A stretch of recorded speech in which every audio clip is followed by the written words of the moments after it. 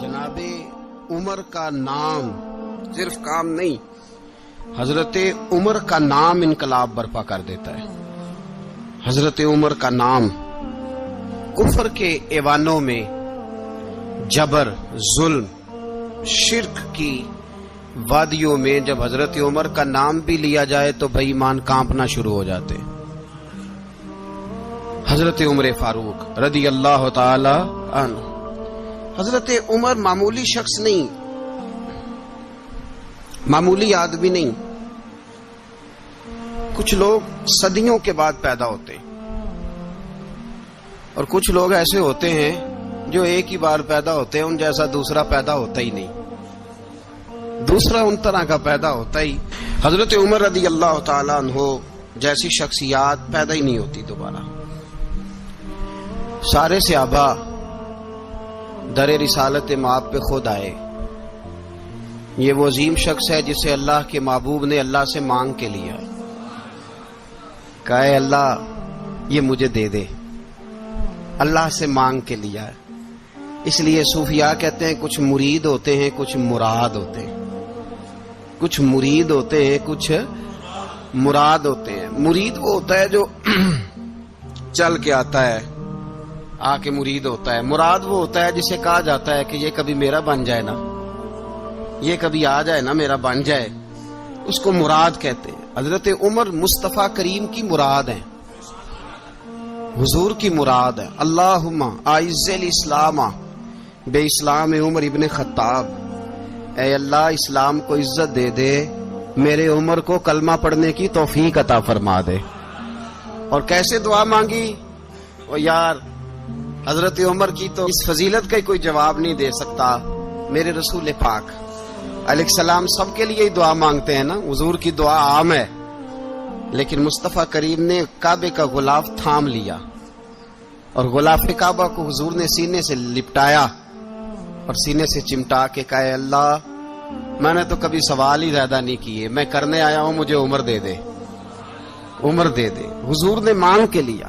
اور پھر جب جس کو حضور مانگے اللہ سے کہ حضرت عمر رضی اللہ تعالیٰ عنہ کا آج یوم شہادت ہے، میرا تو دل کرتا تھا کہ فجر سے باتیں شروع ہوں اور سارا دن ہی عمر کی باتیں ہوتی رہیں، سارا دن جناب عمر کی باتیں، سارا دن، اس لیے کہ ذکر جناب عمر کا ہوگا پر راضی اللہ کے رسول ہوں گے صلی اللہ تو جاگ کے بیٹھے، خوش ہو کے بیٹھے۔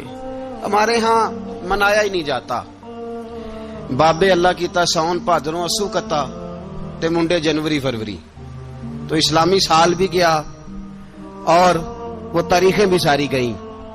یکم محرم امت مسلمہ کے لیے بہت بڑا دن ہے، بہت بڑا دن، یہ شہادت ہے حضرت عمر فاروق کی رضی اللہ تعالی عنہ۔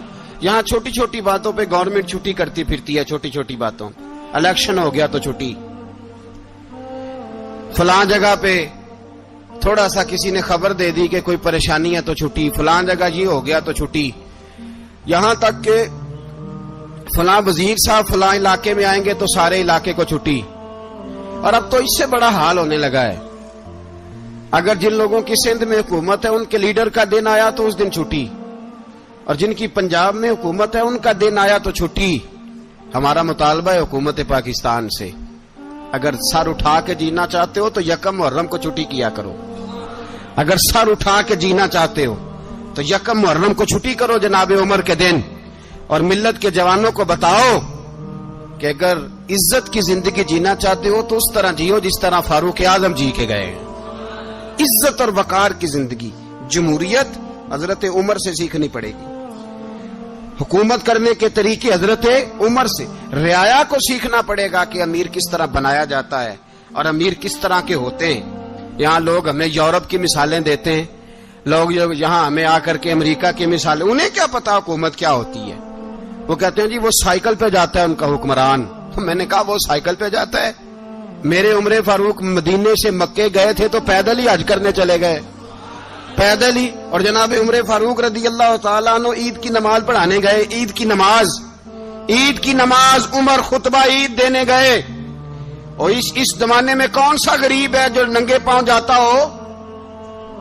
کون سا غریب ہے جو مسجد ننگے پاؤں جاتا ہو؟ لوگوں نے تو 3 قسم کی چپلیں رکھی ہوئی ہیں. ایک مسجد جانے کی علیحدہ ہے, گھر پہننے کی علیحدہ ہے, شادی بیاہ پہ جانے کی چپل علیحدہ ہے. حضرت عمر فاروق رضی اللہ تعالیٰ عنہ نکلے عید کا خطبہ دینے کے لیے, تو بیوی سے کہنے لگے جوتا. اس نے کہا صاحب اتنی دفعہ ٹوٹا ہے, اب گانٹھا نہیں جا سکتا, اتنی دفعہ ٹوٹا ہے کہ اب دوبارہ پیمند نہیں لگ سکتے. تو حضرت عمر کہنے لگے چل کوئی حرج نہیں, بغیر جوتے کے ننگے پیر ہی چلتے ہیں, کوئی حرج نہیں. تو کہنے لگے لوگ کیا کہیں گے؟ فرمایا چپ کر. لوگ جس دن عمر نے یہ دیکھ لیا نا لوگ اس کے بارے میں کیا کہتے ہیں, اس دن عمر نہیں رہے گا. تو کہا پھر آپ کا نظریہ کیا ہے؟ فرمایا میرا نظریہ یہ ہے کہ رب رسول میرے بارے میں کیا کہتے ہیں. لوگوں کا کیا ہے؟ لوگ کل کسی کے بارے میں کچھ کہتے ہیں اور پرسوں کچھ کہتے ہیں. میرا نظریہ یہ ہے کہ رب رسول میرے بارے میں ننگے پیر عمر جا رہے ہیں. کون جی؟ میں بڑا ماڑا. اچھا جناب, کیا غربت ہے؟ 10 قسم کے جوڑے لٹکے ہوئے ہیں کمرے میں, اور پہننے کی فرصت نہیں. سویرے کیا پہننا ہے, شام کیا پہننا ہے, 15 سوٹ کٹھے استری ہو کے لانڈری والا بھیج رہا ہے, اور تو غریب ہے. تو بہت بڑا غریب ہے. اس لیے کہ غربت پیسوں کی وجہ سے نہیں ہوتی, غربت تو دل کی ہوتی ہے. تو واقعی بڑا غریب ہے, اور تو غریب ہی رہے گا. امیر تو عمر فاروق تھے جو ننگے پاؤں چلے گئے عید کی نماز پڑھانے. تو رستے میں جو ملا کہنے لگا عمر جوتا تو پہن لو. فرمایا تمہیں عمر کا جوتا نہ پہننے کا نقص تو نظر آیا ہے, کوئی حرج نہیں. اگر عمر کو کبھی بتانا ہوا تو وہ والا نقص بتانا جو عمر کی سیرت میں پیدا ہو, کردار میں پیدا ہو, وہ والا نقص بتانا. یہ چھوڑو جوتے آتے جاتے رہتے. ننگے پاؤں گئے, پاؤں دھوئے, نماز پڑھائی, لوٹ آئے. او بھائی یہاں تو ہمارا بناؤ سنگار اترنا, جتنی توجہ کپڑوں کی طرف ہے اتنی توجہ کبھی ہماری علم کی طرف ہوتی نا, جتنا ذوق شوق ہمارا بناؤ سنگار کی جانب ہے, اتنا بناؤ سنگار کبھی ہمارا اخلاقیات کی جانب ہوتا تو معاملات بڑی حد تک سنورے ہوئے ہوتے. حضرت سیدنا فاروق اعظم رضی اللہ تعالی اپنی زندگی کو ترتیب دیا. ایک دن بھی خلافت نہیں مانگی اللہ سے. حضرت عوف بن مالک اشجعی ایک صحابی ہیں. حضرت عوف بن مالک رضی اللہ تعالیٰ عنہ فرماتے ہیں کہ جناب ابو بکر صدیق کا زمانہ تھا تو میں نے خواب دیکھا. میں نے خواب میں جناب عمر کو دیکھا, اور میں نے دیکھا کہ کوئی کہنے والا کہہ رہا ہے کہ عمر وہ ہے کہ اللہ کے رستے میں کوئی اسے جتنا مرضی برا بھلا کہے یہ پرواہ نہیں کرتا. کس کے رستے میں؟ بولے سارے. اس کا مطلب ہے اللہ کے رستے میں لوگ برا بھلا بھی. قرآن مجید نے کہا وَلَا يَخَافُونَ لَوْمَةَ لَائِمٍ. کچھ لوگ ایسے ہیں جو برا بھلا کہنے والوں کی پرواہ نہیں کرتے. آپ یقین کریں اگر پرواہ شروع ہو جائے نا تو دین کا کام ختم ہو جائے. نہ کوئی تقریر کرے, نہ کوئی تدریس کرے, نہ کوئی پیری مریدی کرے, ختم ہو جائے اگر باتوں کی پرواہ ہو. لیکن وہ پرواہ. حضرت عوف بن مالک اشجعی کہتے ہیں میں نے خواب میں دیکھا کہ عمر وہ ہے جو کسی کی پرواہ, اور دوسری بات میں نے یہ دیکھی کہ عمر خلیفہ بنے گا, اور تیسری بات میں نے خواب میں یہ دیکھی کہ عمر شہید بھی کیا جائے گا, عمر شہید بھی ہوگا. یہ میں نے 3 باتیں خواب میں دیکھی. فرماتے ہیں میں نے آ کے خواب حضرت ابو بکر صدیق کو سنائی, وہ خلیفہ تھے. وہ کہنے لگے ٹھہر جا, میں عمر کو بلاتا ہوں, اس کے سامنے دوبارہ سنانا, اس کے سامنے. فرماتے ہیں میں نے بلایا حضرت عمر فاروق کو, آ کے بیٹھے. خواب شروع ہوا. کا ایک بات تو میں نے یہ دیکھی کہ آپ ملامت کرنے والے کی پرواہ نہیں کرتے. دوسرا آپ خلیفہ بنے گے. جناب عمر کہنے لگے چپ کر, ابو بکر کے سامنے ہی کہہ رہا ہے, چپ کر, خلیفہ کے سامنے ہی کہہ رہا ہے. تو ابو بکر صدیق کہنے لگے عمر اسے کہنے دو, مجھے لگتا ہے رب کی رضا یہی ہے کہ میرے بعد اگر مصطفیٰ کا منبر ملے تو عمر کو ملے, اسے کہنے دو.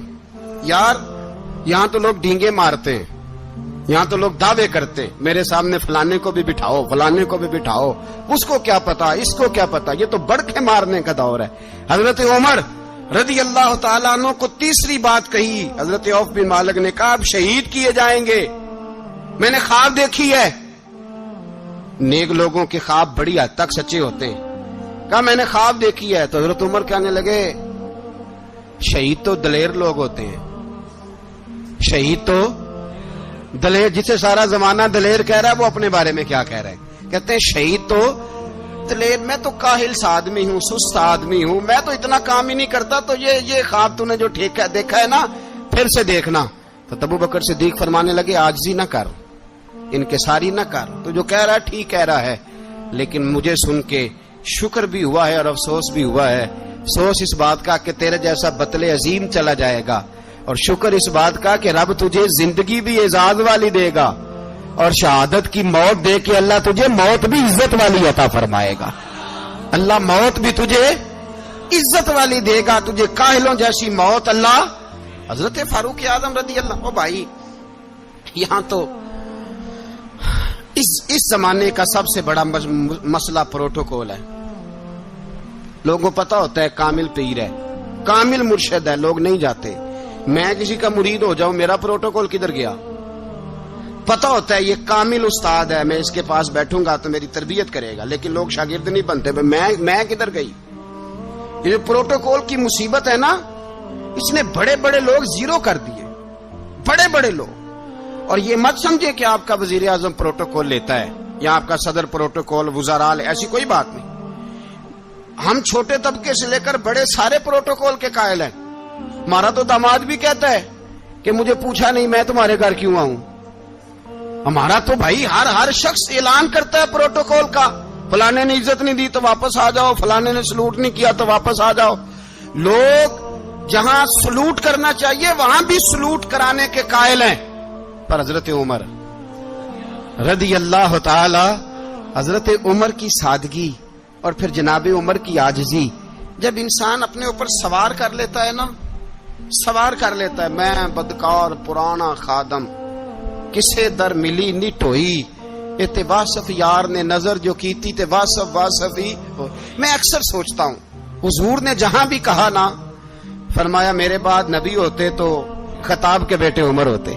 حضور نے فرمایا عمر جس رستے سے جاتا ہے شیطان وہ رستہ بدل جاتا ہے۔ نبی پاک صلی اللہ علیہ وسلم نے فرمایا میرا عمر وہ ہے کہ اس کی زبان پر حق جاری ہے۔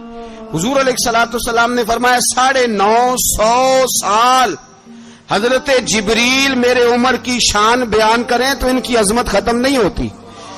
950 سال جبریل عظمت بیان کرے تو ختم نہیں ہوتی۔ یہ بات ہے حضرت عمر کی، اور فرمایا عمر ابو بکر کی نیکیوں میں سے ایک نیکی ہے، یہ شان ہے اب عمر فاروق رضی اللہ تعالیٰ عنہ کی۔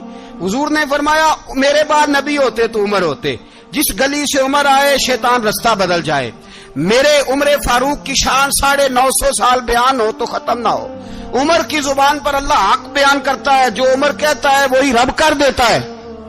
حضور ساری زندگی فضیلتیں بیان کرتے رہے، عمر جواب میں کیا کہتے ہیں؟ کوئی بتائے نا کہ یہ والی حدیثیں کبھی عمر نے بھی روایت کی ہوں کہ حضور نے میرے بارے میں یہ کہا ہے۔ یہ روایتیں وہ روایت نہیں کرتے، ان سے جب لوگ کہتے عمر تیری بڑی بات ہے تو عمر رو پڑتے، کہتے میں تو اونٹ چرانے والے باپ کا بیٹا ہوں، میں تو اونٹ چرانے والے باپ کا بیٹا، اونٹ چرا۔ اس سے آگے عمر گئے ہی نہیں ساری زندگی، اس سے آگے لفظ ہی نہیں ادا کی۔ اور میں تو بھائی اونٹ چرانے والا، میرا باپ تو اونٹ چرایا کرتا تھا، 10 اونٹ تھے، میری ڈیوٹی ہوتی تھی، سنبھالے نہیں جاتے تھے، ابا ڈنڈوں سے مارتا تھا۔ ساری زندگی عمر حج کرنے گئے، ایک خشک تنا کھجور کا عمر فاروق رضی اللہ تعالیٰ عنہ نے اس کو اپنے کلاوے میں لیا، رونے لگے۔ لوگوں نے کہا عمر کیا ہوا؟ فرمانے لگے یہاں میں اونٹ چرایا کرتا تھا، یہاں میں اونٹ چراتا تھا، 10 اونٹ سنبھالے نہیں جاتے تھے۔ دیکھو رسول اللہ کی شان، آج ساری امت چلانے کا طریقہ عطا فرما دیا ہے، ساری نظریے سے پیار۔ یار پیسہ کس کو برا لگتا ہے؟ آپ جس آدمی کی 50 کروڑ کی پراپرٹی ہے اس کو پوچھیں سب سے غریب، آپ کو وہی نظر آئے گا۔ وہ کہے گا میں ٹائٹ ہوں، حالات بڑے۔ میں کئی بار پوچھے انہوں نے، میں کہتا ترجمہ بھی 10 چھڑوں کی، ہمیں تو سمجھ نہیں آتی، اور ٹائٹ حالات کون سے ہوتے ہیں جی؟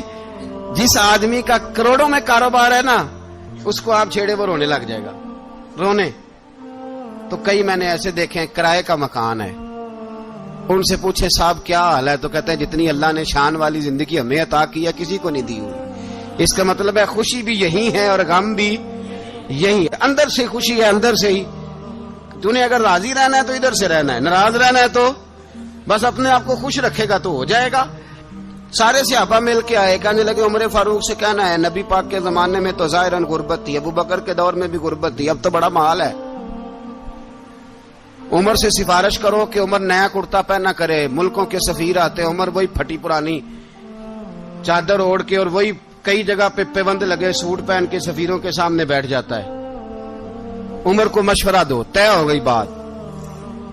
سب نے جب مشورہ دے لیا تو سارے کہنے لگے یہ بتاؤ شیر کی مونچھ کو ہاتھ کون لگائے گا؟ کہنا کس نے ہے؟ بندہ بھی تو ڈھونڈو نا۔ نے کہا جناب میرا یہ خیال ہے کہ مولا علی شیر خدا کہیں گے، کیونکہ جس شخص کی عمر کو سب سے زیادہ حیا کرتے دیکھا وہ شیر خدا مولا علی ہے رضی اللہ تعالی علی کہیں گے، اس لیے کہ جناب علی تو کئی دفعہ جب گفتگو کرتے تھے تو حضرت عمر چپ کر جاتے تھے اور فرماتے تھے علی نہ ہوتا تو میں ہلاک ہو جاتا۔ تو کہا علی سے کہو۔ جناب علی شیر خدا کو بلایا، کس کام کے لیے؟ جی اللہ اکبر۔ یہ ذرا اپنے اس دور پہ اس بات کو ذرا کہا جناب ان سے کہیں کہ زیادہ نہیں، ایک کرتا نیا پہن لے، سفیر آتے ہیں وزیر آتے ہیں تو ایک کرتا نیا پہن لے۔ حضرت علی کو بلایا، آپ فرمانے لگے کوئی اور بات ہوتی تو میں کہہ دیتا، یہ والی میں نہیں کہہ سکتا، کوئی اور ہوتی تو میں عمر کو کئی دفعہ کہہ دیتا ہوں، جلال میں بھی تو سن، یہ والی میں نہیں کہہ سکتا، میں تمہیں ایک مشورہ دیتا ہوں۔ کہا وہ کیا؟ کہنے لگے سیدہ عائشہ صدیقہ سے کہو، وہ مومنوں کی ماں ہیں، عمر ٹالے گا نہیں۔ اماں جی سے جا کے کہا اماں جی نیا کرتا عمر سے کہیں پہن لیں، وزیر آتے ہیں بڑے بڑے لوگ تو چلو کوئی حرج نہیں۔ اماں جی نے کہا اچھا کوئی بات نہیں میں بلا لیتی ہوں۔ جناب عائشہ نے پیغام بھیجا، جب خادم نے کہا نا مصطفیٰ کے گھر سے پیغام آیا ہے تو 20 لوگ بیٹھے تھے، عمر کانپتے ہوئے اٹھے، کانپتے دوڑے۔ حضرت عائشہ پردے میں تھی تو فرماتی ہیں عمر اتحیات کی حالت میں بیٹھ گئے۔ کہا اماں جی دیر تو نہیں ہو گئی مجھے آنے میں؟ کہا نہیں ٹائم پہ آ گئے ہو، کس لیے بلایا تھا؟ کہا عمر دیکھو غربت کے معاملات اور ہوتے ہیں، جب اللہ آسانی دے تو کوئی چیز استعمال کرنا حرام نہیں ہوتی، اگر حرام ہے تو بتاؤ۔ کہا نہیں اماں جی حلال ہی ہے۔ تو فرمایا پھر اتنے سفیر آتے ہیں مشیر آتے ہیں، اب تو مال غنیمت بڑا آتا ہے، ڈھیر لگ جاتے ہیں مسجد میں، تو چل ایک نیا کرتا تم بھی پہن لیا کرو، اور آپ نیا کرتا پہنو گے تو دھاک بیٹھے گی غیروں پر۔ تو صحابہ کا مشورہ ہے کہ آپ نیا لباس پہنے۔ اماں جی کہتی ہے میں نے حکم دیا تو عمر چپ کر گئے، گردن جھک گئی۔ تھوڑی دیر کے بعد سیدنا عمر فاروق نے سر اٹھایا تو داڑھی پہ آنسو گر رہے تھے، رو پڑے، کہنے لگے پاک محبوب کی پاک بیوی جیسے حکم کرتی ہو میں حاضر ہوں، پر مجھے وہ والا لباس پہنانا جو میرے مصطفیٰ نے پسند فرمایا ہے، اگر یہ رنگ رسول پاک کا ہے تو میں حاضر ہوں، اور اگر نبی پاک کا نہیں تو پھر جیسے آپ حکم کریں۔ جناب عائشہ کہتے ہیں عمر روئے تو میں زیادہ روئی، میرا پلو بھیگ گیا آنسوؤں سے۔ میں نے کہا عمر آپ جائیے۔ عمر یوں نکلے تو جو صحابہ کھڑے تھے وہ کونے میں تھے، سارے آ گئے۔ کہا اماں جی کیا بناؤ؟ فرمایا بھائی تم سب جو باتیں کہتے ہو وہ اپنی جگہ ٹھیک ہیں، پر عمر جو بات کرتا ہے وہ سب سے زیادہ ٹھیک ہے۔ عمر جس پہلو پر بات کرتا ہے وہ یار ایسی عاجزی، ایسا رنگ، ایسا انداز، ایسا طرز حیات، ایسی زندگی، اولاد کے معاملے میں لوگ بزدل ہو جاتے ہیں، بزدل۔ پر حضرت عمر کا بیٹا مصر گیا، وہاں سے کمائی کر کے لایا، تجارت کرنے گیا، لاکھوں کا مال۔ کون سا باپ ہے دنیا میں جس کا بیٹا باہر سے پیسے لے کے آئے تو ابا تفصیل پوچھے کہ بیٹا کہاں سے کمائے، کہاں سے لایا، کتنے ملے، کیوں آئے؟ کون سا باپ تفصیل پوچھتا ہے؟ ابا تو کہتا ہے لا صحیح، اور تعریفیں کرتا ہے میرا بیٹا بڑی کمائی کرتا ہے۔ کبھی پوچھا ہے اس سے کہ ڈیوٹی صحیح دیتا ہے کہ نہیں؟ کبھی پوچھا ہے کہ تو ایمانداری کی روزی لاتا ہے کہ حرام کی کماتا ہے؟ یہ باپ کی ذمہ داری ہے، یہ اماں کی ذمہ داری ہے۔ پھر کہتا ہے بیماری کیسے آ گئی، پریشانی کیسے آ گئی؟ تو نے کبھی سوال کیا اپنی اولاد سے؟ حضرت عمر فاروق رضی اللہ تعالیٰ عنہ کا بیٹا مصر سے پیسے کما کے لایا تو جناب عمر نے بلایا، فرمایا بیٹے اتنی تو تیرے پاس راس ہی نہیں تھی، تھوڑے سے تو پیسے لے کے گیا تھا، اتنی کمائی کیسے ہو گئی؟ اتنے تو پیسے نہیں تھے صاحب، کہاں سے کمائی لائے؟ اس نے کہا ابا جی وہ جو میرے چچا ہے نا مصر کے گورنر، آپ کے دوست، انہوں نے میری مدد کی ہے. فرمایا جتنے لوگ گئے تھے سب کی ہے مدد اس نے؟ کہا نہیں صرف میری کی. فرمایا تیری کیوں کی؟ تیری کیوں کی؟ کہا حضور آپ کے دوست ہیں. فرمایا چپ کر حضور انہوں نے مجھے اتنے پیسے دیے, میں نے کاروبار میں ڈالے تو نفع آیا تو میں ان کی رقم دے کے. فرمایا خاموش ہو جا, باقی جتنے لوگ گئے تھے سب کی مدد کی اس نے؟ کہا نہیں حضور صرف میری کی. فرمایا اس نے تیری مدد نہیں کی, اس نے خلیفہ کے بیٹے کی مدد کی, اس لیے کہ وہ خلیفہ کو اپنے حق میں نرم کر سکے. فرمایا آدھا مال تیرا ہے, آدھا مال غنیمت کا ہے, مال خزانہ کا ہے, مسلمانوں کا ہے, اس لیے کہ تو جو وہاں سے مال کما کے لایا ہے وہ اپنے باپ کے خلیفہ ہونے کی وجہ سے کما کے لایا ہے, لہذا رکھ ادھر. یہاں کہتے ہیں کدھر سے آیا, کیسے آیا, کون سا حساب دیں, کیا کریں. او بھائی حضرت عمر رضی اللہ تعالیٰ عنہ کا اپنی اولاد کے بارے میں یہ رنگ ہے. ایک جنگ سے نا خوشبو آئی, خوشبو بڑی مہنگی ہوتی تھی, عرب میں خوشبو آج بھی بڑی مہنگی ہے, وہ زیادہ استعمال کرتے ہیں. میری باتوں کی سمجھ آ رہی ہے میرے بھائی؟ بڑی مہنگی خوشبو تھی. جب وہ خوشبو آئی تو حضرت عمر نے کہا, گھر میں پہلے پہنچی حضرت عمر کے, چونکہ زیادہ عورتیں استعمال کرتی تھی گھر کے اندر خوشبو, مرد بھی لگاتے تھے. حضرت عمر نے اپنی بیوی سے کہا, آپ کی زوجہ تو تھی وہ بڑی خوشبو کو پسند کرتی تھی. حضرت عمر نے اپنی زوجہ سے کہا کہ خوشبو لاؤ, میں نے ایک عورت کی ڈیوٹی لگائی ہے, وہ خوشبو تول کے نا تو حصہ برابر صحابہ میں بانٹ دے گی.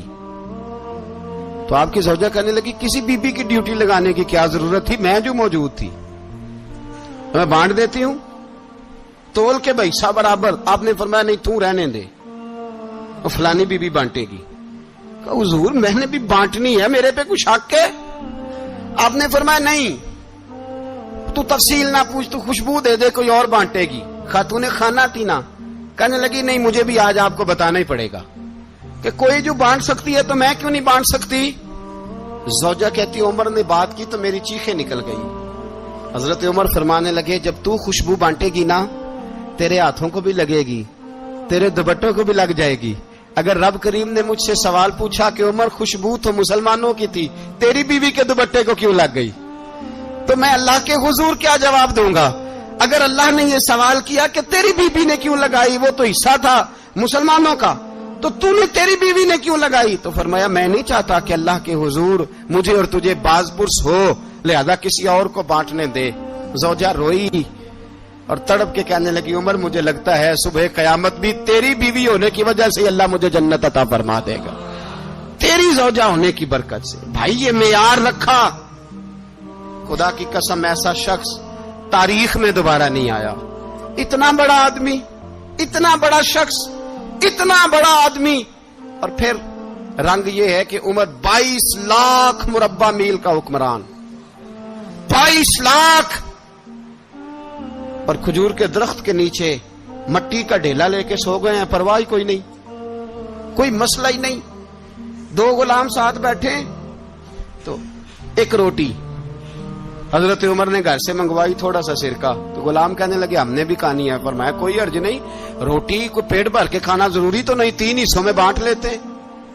ایک آدمی آیا ہوا تھا مصر کا رہنے والا ملنے کے لیے, اس نے پوچھا عمر کدھر ہیں, تو کہا وہ ادھر جاؤ مسجد میں بیٹھے ہوں گے. اور واپس آیا تو کہنے لگا وہاں تو 3 غلام بیٹھے ہیں, ایک روٹی بانٹ کے کھا رہے ہیں, لگتا ہے کئی دنوں سے روٹی نہیں ملی.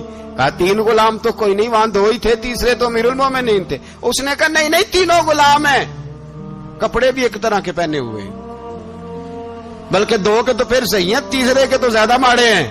کپڑے بھی ایک طرح کے, کھانا پینا بھی ایک طرح کا, اور ان کا نشست برخاست بھی ایک طرح کی ہے, لہذا کوئی فرق نہیں.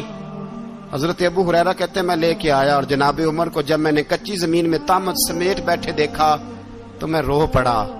میں نے اس مصر سے آنے والے کو کہا تو اس کے جلوے دیکھ, اگر اس کی ذات میں اتنا حسن ہے تو محمد عربی کا مقام کیا ہوگا.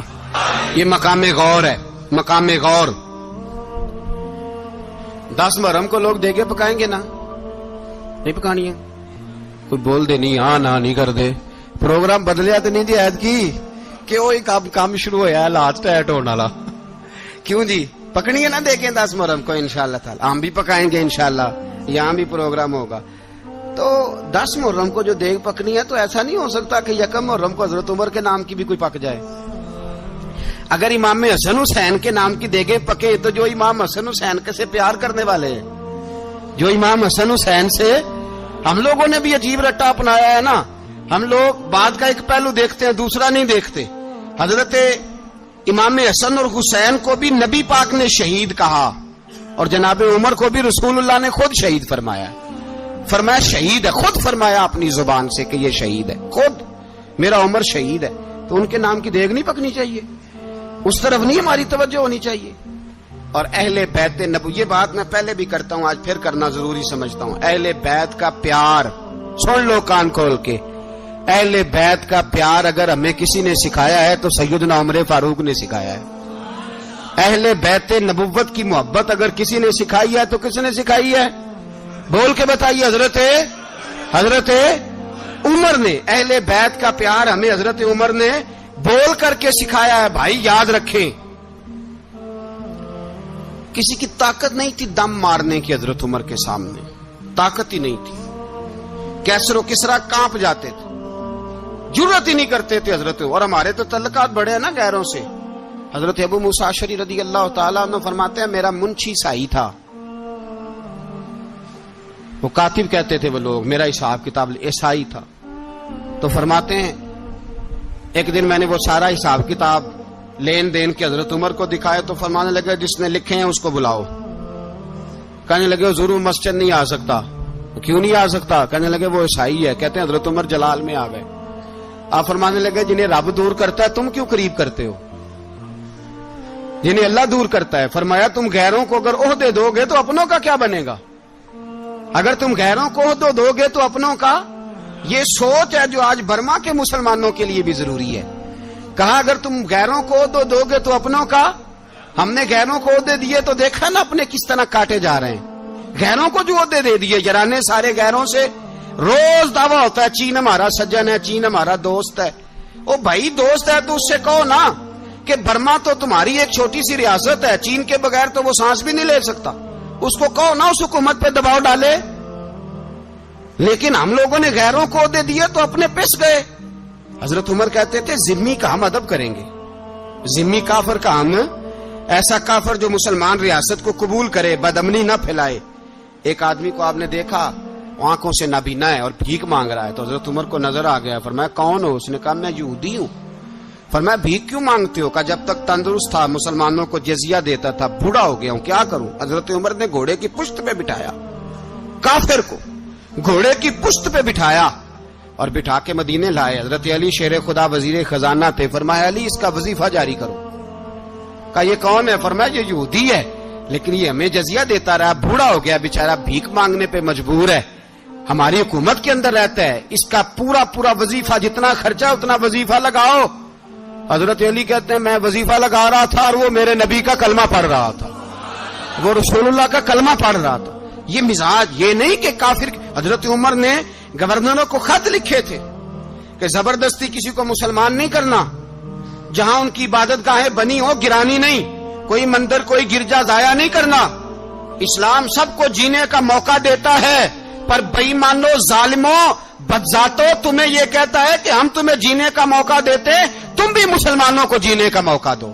یہ جہاں بستے ہیں جہاں رہتے ہیں انہیں وہاں جینے کا موقع دو، انہیں بھی اللہ اکبر کہنے کا موقع دو، انہیں بھی قرآن پڑھنے کا موقع دو، انہیں بھی رسول اللہ پر درود پڑھنے کا موقع دو. ہمارے ملک میں عیسائی اپنی مرضی سے کھلے عام تبلیغ کرتے ہیں. یہاں تو چینل چلائے ہیں عیسائیوں نے. کسی مذہبی جماعت نے کبھی جلوس نکالا ہے کہ عیسائیوں کا چینل بند کرو؟ بولے نکلا ہے کہ نہیں نکلا؟ کتنے ظلم کی بات ہے. ہم جب غیر کو اتنا تحفظ دیتے ہیں، اتنا تحفظ دیتے ہیں. ہم نے دیکھا ہے، مجھے بیسیوں لوگوں نے عید پہ ٹیلی فون کیے کہ عیسائیوں کو قربانی کا گوشت دے لیں، مجبور ہیں جی، دروازے پہ آ گئے ہیں، ہمارے کام کاج کرتے ہیں. بیسیوں لوگ، عام آدمی کے دل میں ان کا اتنا جذبہ ہے. وہ مسائل کا بیان کرنا ایک علیحدہ بات، لیکن ہمارے دل کافر کے حق میں بھی نرم ہو جاتے ہیں. تم کس قدر زیادہ بےایمان ہو اور کفر کس قدر زیادہ ذلیل ہو گیا ہے کہ مسلمان کے حق میں نرم ہوتا ہی نہیں. اور اس سے بڑے ذلیل وہ ہیں جو ان ذلیلوں کے سپورٹر ہیں. وہ کسی عرب ملک کے حکمران ہو یا کسی اور جگہ کے، وہ بڑے ذلیل ہیں جو ان ذلیلوں کے سپورٹر ہیں، جو برما کی بچیوں کے قتل پر اپنی حکومتیں چمکا رہے ہیں. نے شرم نہیں آتی، اس قدر مسلمان تڑپا ہے، لیکن ان بے غیرتوں کو ذرا ہوش نہیں آئی، اور یہ ان کے کماش، ان کے دلال جو ہر جگہ ان کی سپورٹ کر کے اپنی حکومتیں قائم کرتے ہیں، بے ایمانوں کو پتہ نہیں کہ کب ان پر اللہ کا عذاب اترے گا اور کس طرح ان کے پرخشے اڑیں گے۔ تمہیں اپنی ذلت اور رسوائی نظر نہیں آ رہی کہ زمین کس طرح تمہارے لیے تنگ ہو گئی ہے؟ اس سے زیادہ اور تمہاری رسوائی کیا ہوگی؟ ڈرو اللہ سے، اور یہ تو دنیا کا عذاب ہے۔ ان بطش ربک لشدید، میرا رب کہتا ہے قیامت تو قائم ہونے دے، جتنا سخت تیرے رب کی پکڑ ہے اتنی کسی دوسرے کی ہو سکتی، یاد رکھیں۔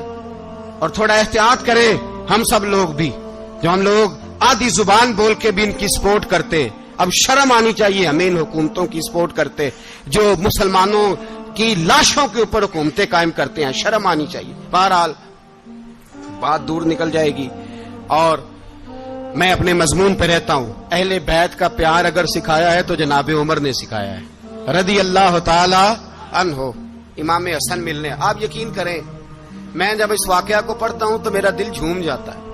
میں کہتا ہوں یار ڈاڈا ہونا اپنی جگہ پہ، عشق ہونا اپنی جگہ پہ، انسان کا باوقار ہونا اپنی جگہ، جہاں کھڑے ہونا تھا وہاں یہ کھڑے ہوتے تھے، اور جہاں جھکنا تھا وہاں یہ ان لوگوں میں اقبال نے کہا تھا تیری نگاہ ناز سے دونوں مراد پا گئے، عقلے کی یاب و جستجو، عشق حضور و اضطراب، جہاں اگر آیا ہے سامنے کیسر و کسرا تو عمر جیسا دلیر کوئی نہیں، اگر سامنے آیا ایران کا بادشاہ تو عمر جیسا تگڑا کوئی نہیں، اگر آیا ہے سامنے غسان کا بادشاہ تو عمر جیسا عادل کوئی نہیں، لیکن اگر علی کا بیٹا آیا ہے، اگر فاطمہ کے لال پارے آئے ہیں تو پھر فاروق اعظم سے جیسا محب کوئی نہیں، پھر ان سے جیسا پیار کرنے والا کوئی نہیں۔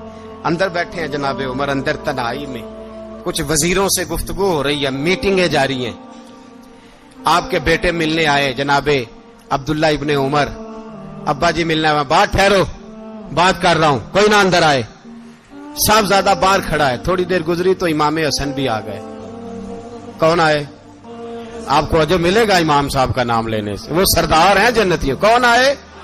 سارے بولیے امام حسن، تیری نسل پاک میں ہے بچہ بچہ نور کا، تو ہے نے نور تیرا سب گھرانہ۔ امام حسن آئے تو حضرت عبداللہ ابن عمر کو دروازے پہ کھڑے دیکھا، کہا امیر المومنین کہاں ہیں؟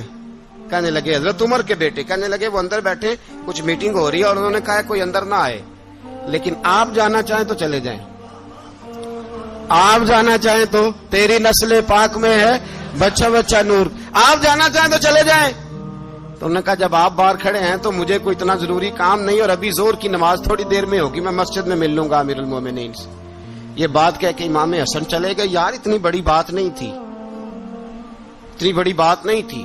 وہ میرے استادوں کا بیٹا بھی آئے تو کہا ٹھیک ہے جی وہ سوئے ہوئے ہیں، کوئی غرض نہیں یار میں ٹھہر کے آ جاؤں گا، کوئی بڑی بات نہیں تھی، دیکھا جائے تو بڑی بات نہیں تھی، پر بات بہت بڑی تھی، اس لیے کہ یہ خالی حسن نہیں، یہ حسن ابن علی ہے، یہ حضرت فاطمہ کے لخت جگر۔ حضرت عمر باہر نکلے، عبداللہ ابن عمر سے پوچھا کوئی آیا تو نہیں؟ تو کہا حضور امام حسن آئے تھے۔ تو کہا پھر شہزادے کو اندر کیوں نہیں بھیجا؟ کہا میں نے کہا تھا۔ وہ کہنے لگے اگر امیر المومنین مصروف ہیں تو میں ظہر میں مل لوں گا۔ حضرت عمر رونے لگے، فرمایا بیٹے تو نے اچھا نہیں کیا۔ پھر مسجد نہیں گئے، سیدھے امام حسن کے دروازے دستک دی، امام حسن باہر آئے، کہا شہزادے آئے تھے تو ملے کیوں نہیں؟ تو امام حسن کہنے لگے حضور آپ کا اپنا بیٹا دروازے پہ کھڑا تھا، آپ کا اپنا بیٹا دروازے پہ کھڑا تھا، اور منع بھی کیا تھا آپ نے تو میں زور میں مل لیتا۔ حضرت امام حسن فرماتے جوش جذبات میں جناب عمر نے سر سے پگڑی اتار دی، جوش جذبات میں کہنے لگے حسن میرے بیٹے کا اور آپ کا کیا مقابلہ؟ کیا اس کی ماں کا نام فاطمہ الزہرا ہے؟ کیا اس کی نانی کا نام ختیجۃ الکبریٰ ہے؟ کیا اس کے نانے کا نام محمد مصطفیٰ ہے؟ آپ کا اور اس کا کیا مقابلہ؟ پھر رو پڑے اور کہنے لگے بیٹے میں مکے کے صحراؤں میں اونٹ چرایا کرتا تھا، یہ جو میرے سر پر عزت کے بال ہیں یہ تیرے نانے کے اگائے ہوئے، میں مکے کے خبردار شہزادے خبردار۔ او بھائی اہل بیت نبوت کے ادب کا رنگ اگر سکھایا ہے تو سیدنا عمر نے سکھایا ہے۔ حضرت عمر فاروق اتھارٹی ہے، اسلام کی اتھارٹی، یکم मुहर्रम हजरत उमर की शहादत है। यहूदी बोल उठा, काफिर बोल उठा, अगर 6 महीने उमर दुनिया में और रहते तो दुनिया में कोई काफिर मौजूद न होता। 6 महीने। और जब इस बतले जलील का जनाजा उठा, अल्लाह, बुखारी पढ़िए ना, अल्लाह मरजुकना शहादतन फी सबीलिक, अल्लाह बिस्तरे की मौत ना देना, शहादत की देना। उमर शहीद हुए, मस्जिद नबी में नमाज पढ़ाते, और जब जनाजा उठा तो मदीने का फिर पीछे जो दलेर बचे वो मौला अली थे। मौला अली, जनाब उमर का जनाजा उठा तो सबसे पहली हाय जो निकली वो हजरत अली की जुबान से निकली, और हजरत अली सारी दाढ़ी आंसुओं से भर गई। लोगों ने कहा कि अली क्या हुआ? फरमाने लगे, तुम देख नहीं रहे जनाजा किसका उठा है? पलट के देखो तो सही, तुम पता नहीं ये कौन गया है? हुजूर क्या हुआ? अब फरमाने लगे, उमर इस तरह के काम करके गया है, अब इनके रस्तों पे कौन चलेगा? कौन इसके जिगर राहे वफा में? मैं नक्श ऐसे छोड़ आया हूं, मैं जिस मंजिल से गुजरा हूं वो अब तक याद करती है। हजरत अली हजरत उमर के जनाजे पे खड़े होकर कहते हैं, अल्लाह मुझे उस तरह के अमल करने की तौफीक दे जिस तरह की उमर करके गया।